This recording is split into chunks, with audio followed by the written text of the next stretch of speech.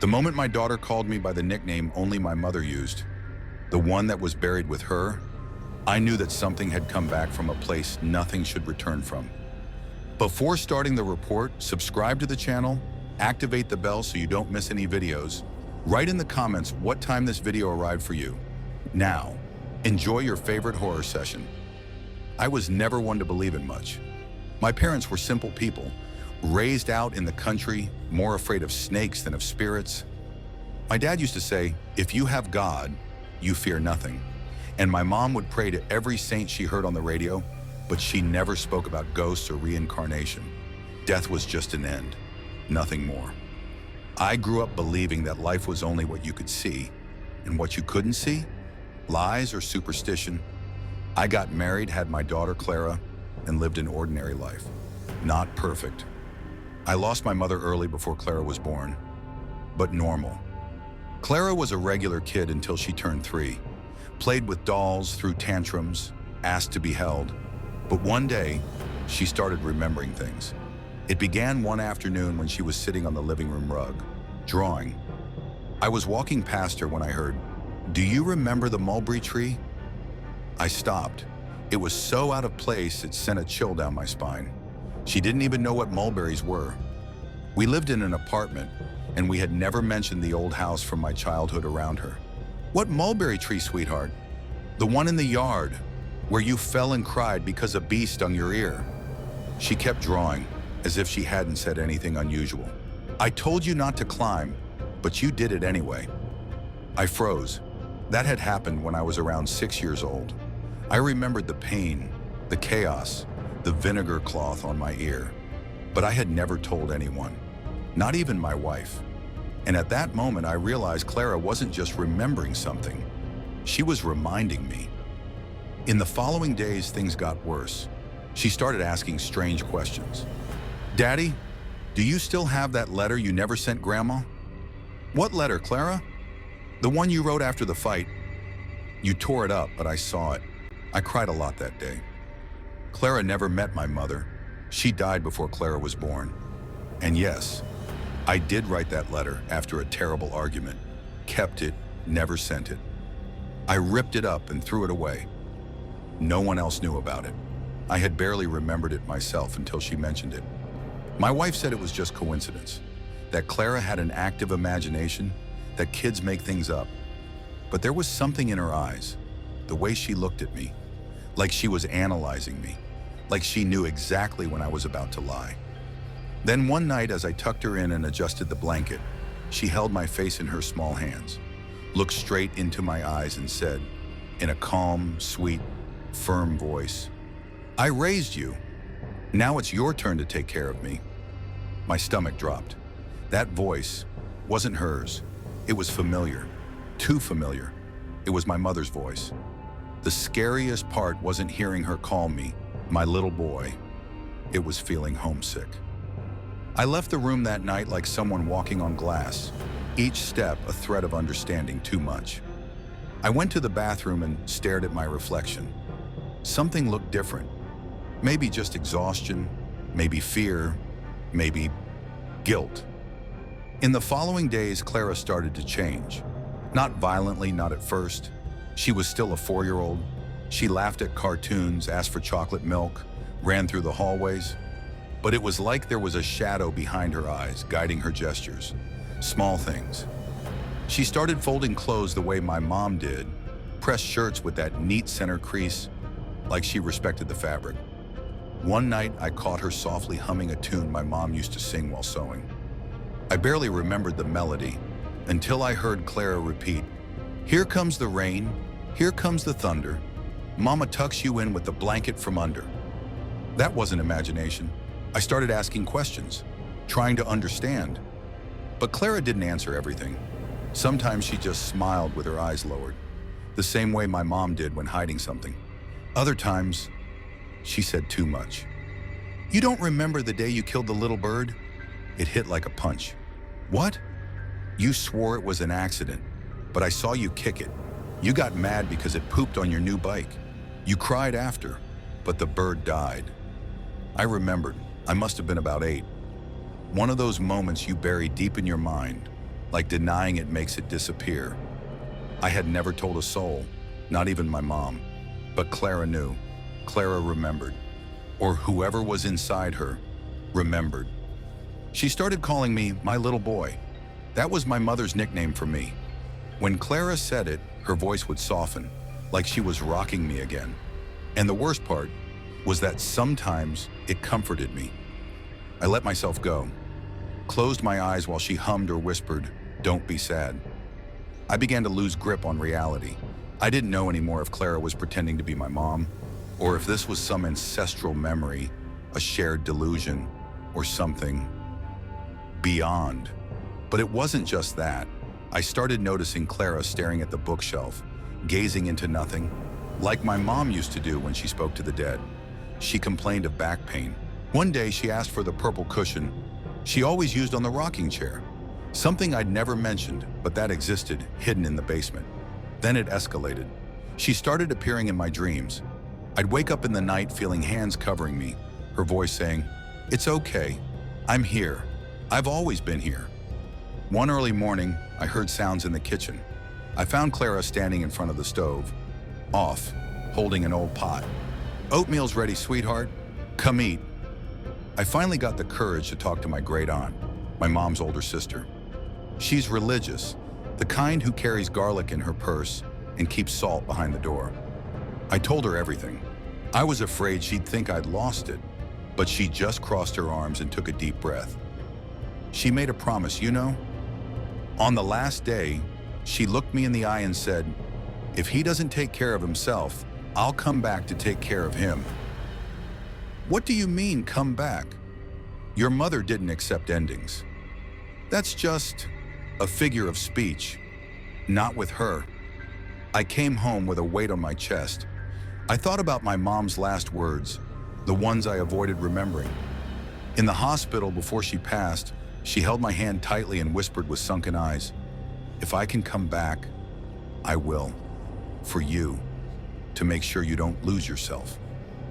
Back then, I thought it was just love, desperation, last words. But now it felt like something else. That same night, Clara was waiting for me in the living room chair, in the dark, just the streetlight coming through the window. She looked at me with a calm smile, tired. "You don't have to run from me, my boy." I felt the ground give out beneath me. "I'm here to protect you. I always have been. You're all I have left." And for the first time, my voice trembling, I asked, "Are you Grandma?" She blinked, like weighing her answer. "I'm what's left of her," then added, "But now there's more here. Things you don't know. Things she didn't know." The voice was deeper, heavier. That's when a terrifying thought hit me. What if it wasn't just her? What if something else came through with her? Something that used a mother's love as a door. In that moment, I was certain. Whatever was inside my daughter didn't just want to take care of me. It wanted to stay. Is there anything more cruel than love that refuses to die? After that night, I stopped pretending. Clara wasn't just my daughter anymore. Or maybe she was. But with something else inside, like a hidden room had been unlocked in her, a place where my mother lived. But that room was growing, spreading, taking over the halls, the walls, everything. And I was afraid to step inside. Days turned into a surreal routine. In the mornings, Clara watched cartoons and asked for juice boxes. In the afternoon, she'd ask if I remembered the neighbor who always wore white and hid booze in her teapot. At night, she'd say she had dreams where I was small, crying behind the couch. And she, the mom who was me, couldn't get there in time. She cried about that, and so did I. But it wasn't just longing. There was something darker behind it all. Things started happening in the house. Lights flickering, doors opening without wind, a stale scent, like an old closet. The kitchen clock began falling behind, always 5 minutes. Every day at the same time, 3:15 a.m. That was the exact time my mother died. I started taking notes, looking for patterns. But the more I documented, the more things slipped away. Like it knew I was trying to understand. Like it was toying with me. And then came the breaking point. Clara vanished. for exactly 6 minutes. The house was locked. I went to the bathroom, came back, and she was gone from the couch. I screamed, searched every room, nothing. And then, suddenly, she was there, on the balcony, barefoot, staring at the cloudy sky. "Where were you?" I shouted, kneeling, my hands shaking. She turned to me calmly. "I went to where Grandma lives, just for a moment. She wanted to show me something." "What?" "A place where you don't have to die forever." That sentence pierced me. I started asking questions, pushing for the truth, even if it hurt. Even if it broke Clara in half, or forced me to face what I'd fought so hard to deny. I took her to my mom's old room, locked since her passing, full of memories I'd refused to face. She walked in and stopped in front of the closet. "There's something of hers in here calling," she whispered. I opened it. Inside, among old clothes and photo boxes, I found a journal. My mom had never been one to write. She never opened up about her past, not even when we asked. But in that journal, written in her last months, she left a confession. She wrote about nightmares, voices, said her death was near. But someone had promised her a way back, a someone hiding in prayers in the spaces between love, whispering in her ear, saying her son couldn't be left alone, that she could return, but returning had a price. On one barely legible page, she wrote, "I accepted what I didn't understand. Signed in pain, I just want to see him safe. But sometimes I hear another voice, and it's not just me anymore. Something came back with me, and it doesn't want to leave." Then I understood. This wasn't just my mother's spirit trying to care for me. It was a bargain. Something older, deeper, nestled inside that promise of love. And it used my daughter's body to come back. Clara no longer cried, no longer laughed the same. She was trapped, as if a curtain had fallen between her and the world. When I tried to hug her, she went stiff, then whispered in my mom's voice, "You don't get it, my boy. I stayed for you. I gave everything. I left the doors open." And then it clicked. She didn't come back to care for me. She came back because she couldn't let go. And now, it wasn't just her anymore. On the final night, I made a decision. I took Clara back to my childhood home in North Carolina, to the mulberry tree, to the roots of the memory, to the land where my mother was buried. I wanted to close the circle there, to speak with my mom, or whatever was left of her. We lit a fire. Clara, in silence, held her favorite doll. The sky was heavy, like time itself felt the weight. I spoke, voice shaking, pleading. "Mom, if it's you, hear me. You've already loved me. You already saved me when I needed you. But now, let go. Let me be a father. Let me care for her, without you inside. If any part of you is still here, trust me. Trust that I'll be okay. But let her go. Let Clara be Clara." The wind blew, and for a moment she cried, really cried, like a child. I'm scared," she whispered, a voice that wasn't quite hers or my mother's. "Me too," I said, "but it's time to let the dead rest." Then she fell asleep in my arms, and when she woke up the next morning, she called me Dad. Just that, no my little boy, no strange questions, just Dad. She didn't remember the night before, or the strange weeks. It was like a weight had lifted, like the house, the body, the mind had been freed. I never spoke of it again, not to her, not to anyone. I burned the journal, buried the doll. But sometimes late at night, I hear Clara quietly humming, without knowing where the tune comes from. Here comes the rain, here comes the thunder. And every time I hear it, I wonder, who really came back? And did they ever leave? Are you enjoying the video? Leave your comment. Your support is very important to the channel. Now let's move on to the next report. I've always been a skeptical man. I was raised in a modest home by a father who thought prayer was a waste of time, and a mother who used to say that anything strange we saw was just in your head. I grew up leaving no space for fantasy. So when my son, Caleb, was born, I swore I'd raise him the same way. Feet on the ground, explaining the world with logic, science, and calm. For the first few years, everything seemed normal. Caleb was a quiet but clever child. He liked toy cars, coloring, and inventing names for imaginary animals. Nothing out of the ordinary. It wasn't until he turned 6 that things started to change. First came the drawings. Almost always he'd paint the same place, an old broken wooden playground. Rusted slide, crooked swings, everything surrounded by overgrown weeds. When I asked him where he'd seen that, he simply said, "In my dreams." I dismissed it. Kids do that sort of thing.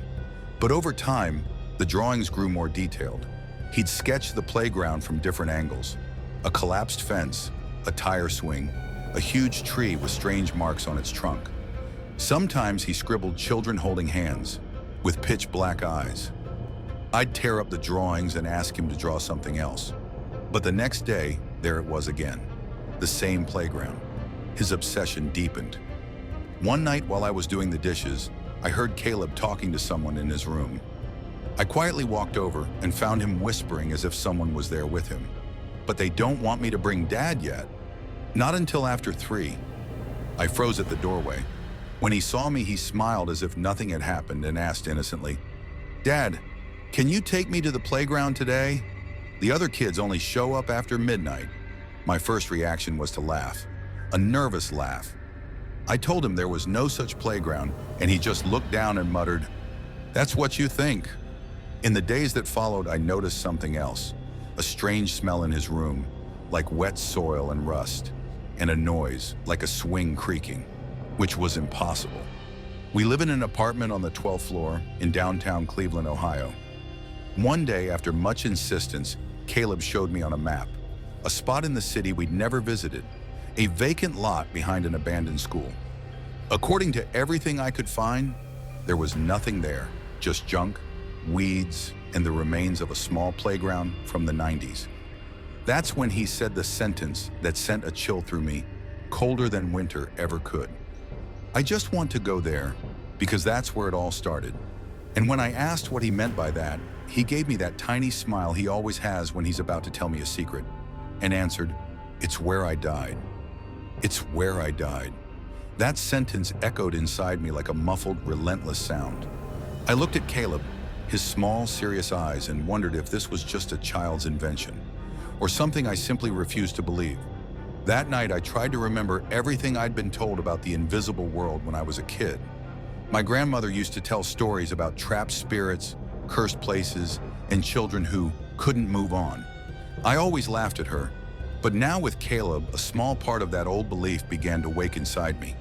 The next day, I decided to go to that playground. I took Caleb by the hand and followed the path he'd pointed out on the map. The closer we got, the heavier the air felt. Dense, like it was soaked in a strange silence that made even the wind stop. We arrived at a hidden lot between old buildings, where wild grass grew unchecked and rust clung to everything. It looked exactly as Caleb had described. Rusted swings, a warped slide, benches buried under dead leaves, a forgotten place, like a piece of the city nobody wanted anymore. Caleb stopped at the entrance, squeezed my hand, and looked down, whispering, "This is where I died." What did he mean by that? How could a 6-year-old child know something like that? My heart raced, a mix of fear and confusion, but curiosity won over everything. I decided to dig deeper into the mystery. We walked among the decaying playground equipment until I noticed something on the ground, half buried under dry leaves and broken branches. A makeshift cross, crafted from wooden scraps, nearly hidden by the weeds. I knelt down and brushed off the dirt. What I saw froze the blood in my veins. A name carved into it, my son's name, and a date that was, at best, impossible, a year before Caleb was born. I wanted to believe it was a sick joke, some twisted prank by a local, but who would have my son's name carved on that cross with such a strange date? Caleb approached, touched the cross gently with his fingertip, and stared. "They want me to come back," he whispered. "Who are they, son?" I asked, trying to keep my voice steady. "The other kids. They wait for me after 3 a.m. They said I can't go yet, that I need to be ready." I didn't know whether to laugh or cry. Everything inside me screamed to protect that child, but something told me this was only the beginning. That night, when Caleb fell asleep, I sat on the balcony, trying to make sense of it all. I remembered stories from my grandfather, a man who believed in signs and omens. He used to say that sometimes the past links to the present through invisible portals, and that children, being more sensitive, can get trapped between two worlds. I thought I was going insane, but the evidence didn't lie. The playground, the cross, the date, in Caleb's eyes, they no longer looked like a child's, but someone carrying a burden far too heavy for his age. Night fell. The clock hands crept toward 3 a.m. Caleb asked to stay awake. We sat together in silence, listening to the tick-tock and the sounds of the street outside. When the clock struck exactly 3, a cold wind blew hard, and a strange feeling crept into the room. Caleb looked into a dark corner and whispered, "They're here." And in that moment, I realized the world I thought I knew was not as safe as I believed. That maybe my grandmother's stories, my parents' beliefs, maybe all of it was real, and that I was stepping into a nightmare from which I might not return. But there was one last thing I needed to know, a question that burned in my mind. Who was that boy before he became my son? And what exactly happened in that playground for him to say he died there? When Caleb whispered, "They're here," I felt a shiver run through my entire body. The darkness in the room seemed to come alive. Shadows stretched along the walls and the cold seeped into every corner. My son, the child I thought I knew, seemed more like a gateway than a boy. I couldn't take my eyes off him. His fingers trembled as he pointed to the empty corner, where nothing was visible. But where, instinctively, I knew something was watching us. Something old, something that didn't belong. The next morning, I knew I had to find the truth, not just for Caleb's sake, but to save both of us from some unknown fate. I returned to the playground with a flashlight, a small shovel, and a mix of fear and determination. Caleb insisted on coming with me, gripping my hand tightly, as if that alone could keep the darkness at bay. I started digging near the cross. The soil was damp, odd for that time of year. After a few minutes, my shovel struck something hard, a small, corroded metal box buried under dirt and leaves. I opened it carefully. Inside was an old notebook, yellowed with age. I flipped through the pages with trembling hands and found something that made my throat dry up. It was a diary written by a child. The handwriting was shaky, full of spelling errors, but the words were too clear to ignore. The boy who wrote it was named Caleb, but not my Caleb. He'd lived in that same city, in that same neighborhood, back in the 1980s.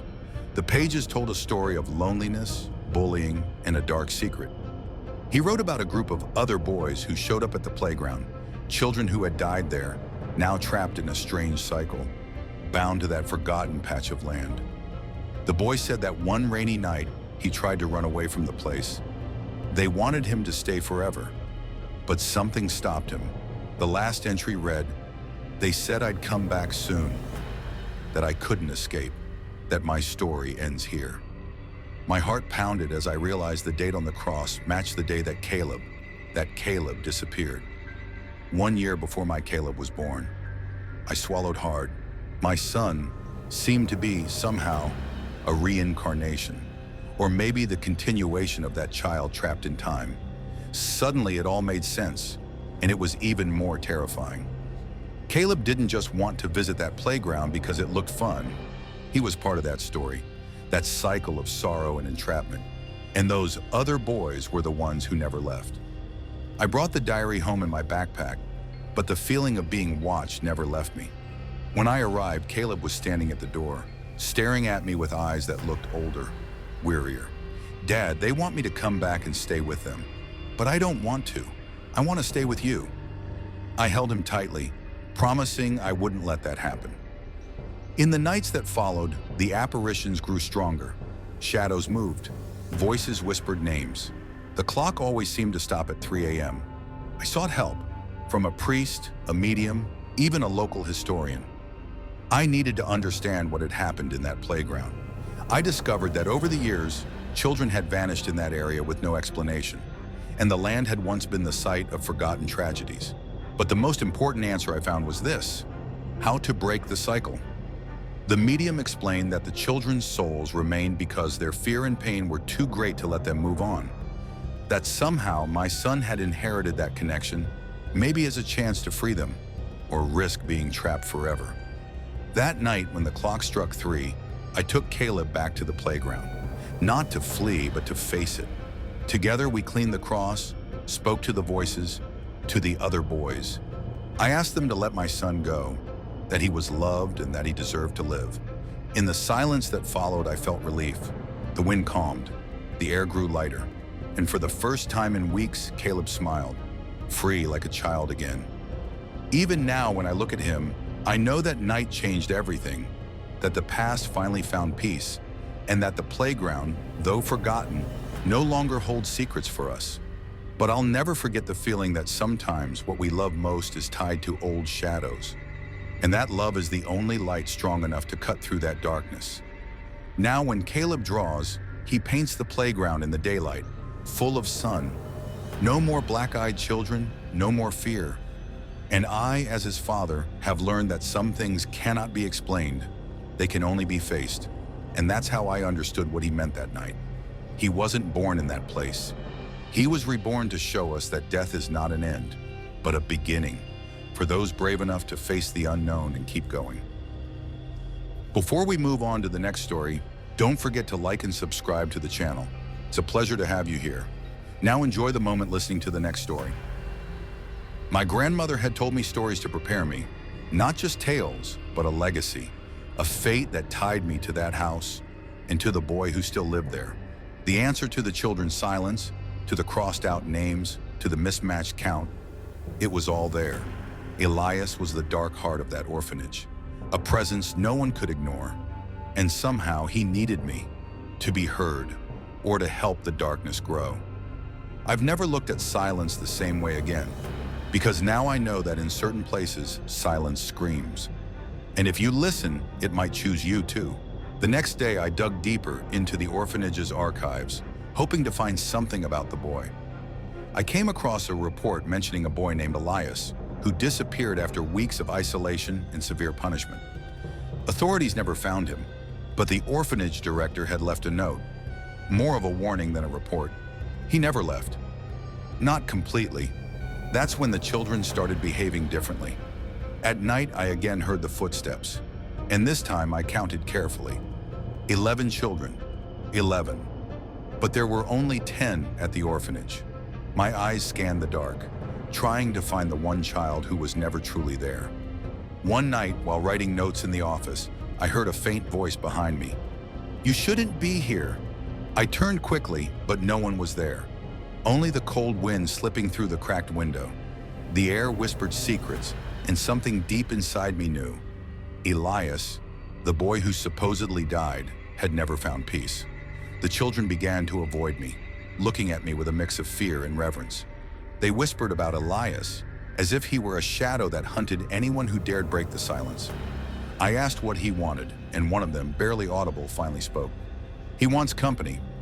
That night I stayed awake, waiting for whatever was to come.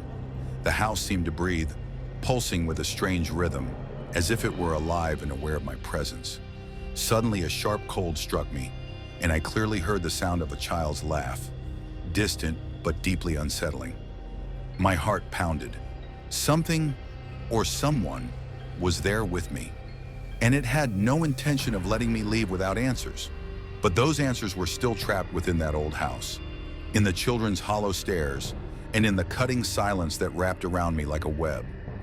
I had to understand what really happened to Elias, and more than that, why he was still there, refusing to leave. But every answer only led to more questions. What had happened in that house that imprisoned not just one boy, but all the children within? And what did I, a stranger, have to do with any of it? I didn't know yet, but I was about to discover that the orphanage's past wasn't just a buried secret. It was a dark invitation, and maybe a trap. The sound of that child's laugh still echoed in my mind as I stayed awake in that cold night. The darkness around me felt alive, pulsing. I knew I couldn't run anymore. I had to return to the basement. I had to face whatever presence haunted that place. As I descended the creaking stairs, the air grew even colder, as if I were entering another world. Shadows danced along the walls, forming shapes that seemed to watch me. In the darkest corner, the ropes swayed gently, despite the still air. The symbols on the floor glowed faintly, almost hypnotically. Then I heard a voice, clear and almost sweet, whispering my name. Lucas? Lucas. My name.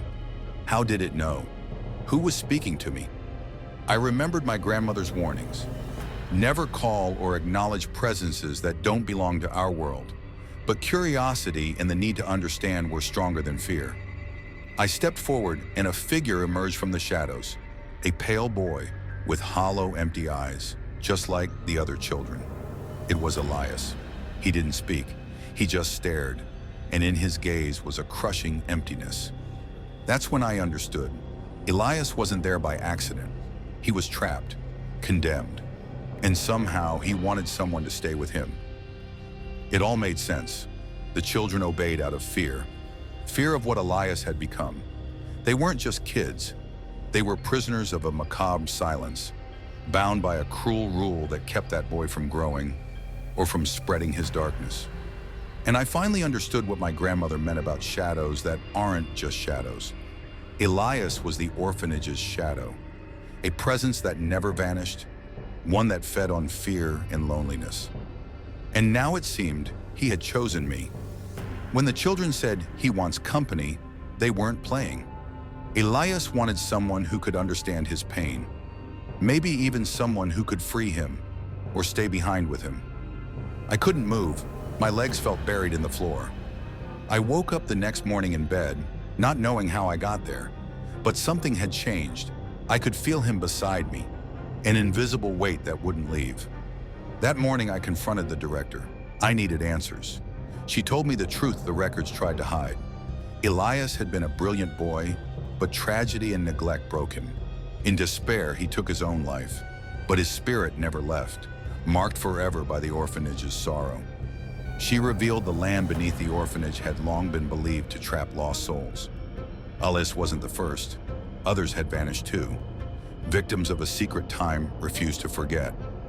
I left with a bitter feeling, knowing some wounds never heal. But the biggest mystery revealed itself in that moment. Why had Elias chosen me? My grandmother had told me stories to prepare me, not just tales, but a legacy, a fate that tied me to that house and to the boy who still lived there. The answer to the children's silence, to the crossed out names, to the mismatched count, it was all there. Elias was the dark heart of that orphanage, a presence no one could ignore.